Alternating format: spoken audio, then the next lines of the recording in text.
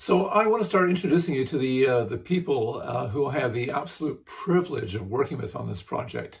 And when I made the decision to go into production on this album, the first priority for me was finding the right drummer. And this is for three reasons. Excuse me. Number one, it's the foundation that everything else sits on. Like if the drums aren't happening, nothing's happening. Secondly, being totally frank, it's the instrument I struggle with the most when trying to explain to someone else what I have in mind. I mean, to say, this part needs boom, crack, boom, boom, crack, that's pretty straightforward. But when you think of all the subtleties and intricacies a good drummer can bring to the table, I wouldn't even know where to start. I mean, just all the little things you can do with a hi-hat, it's way over my head. So I needed someone who had the intuitive ability to get the gist of the song and bring in all these subtleties that I didn't know how to explain. And the third reason is for the listener experience. I find quite often in rock music, all the attention goes, or most of the attention goes to the guitar player and the singer. And the rest of the band, not so much.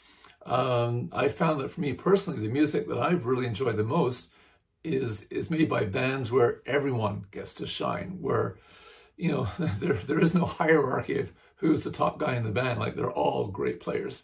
And we find this, at least I find it most often in the progressive rock realm, bands like Yes and Genesis and Rush.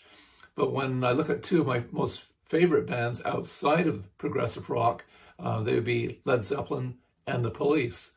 And I think it's fair to say that Mr. John Bonham and Mr. Stuart Copeland are two of the most highly respected drummers ever to come out of rock. So what I was looking for when I started looking for a drummer was someone who could bring what I call the thunder of John Bonham, but who could also bring the subtleties and intricacies of someone like a Stuart Copeland or a Phil Collins. And I managed to find the right guy in the person of Mr. David Anania. And David hails from Minneapolis, Minnesota originally, but he spent the last 18 years living in Berlin. What was he doing in Berlin? Playing drums for Blue Man Group. And I just shudder to think what the audition process must be like to get that gig. I mean, you've got to be at the absolute top of the top to even be considered for that role. So, and he earned it big time.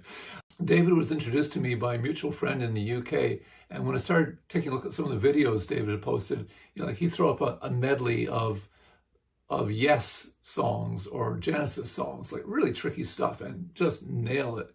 But he also posted some videos where he was just laying down some just sick grooves. So really cool stuff. And I thought, okay, that's the guy I want.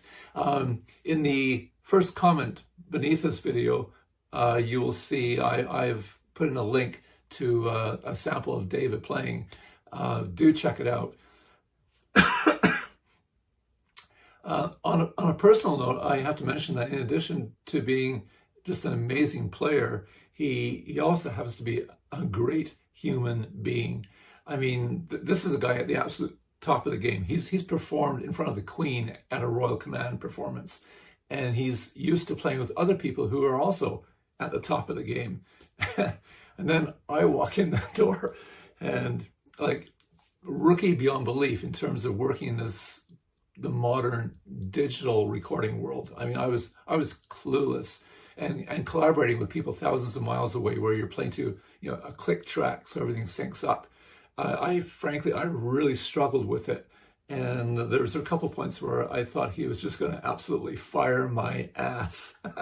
But he was so gracious about it. He recognized where I was coming from, and he hung in there and he persevered.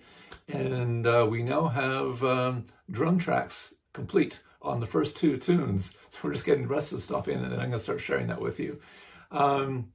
So do check him out. And next video, I'll be introducing you to more members of the team. Take care. Bye-bye.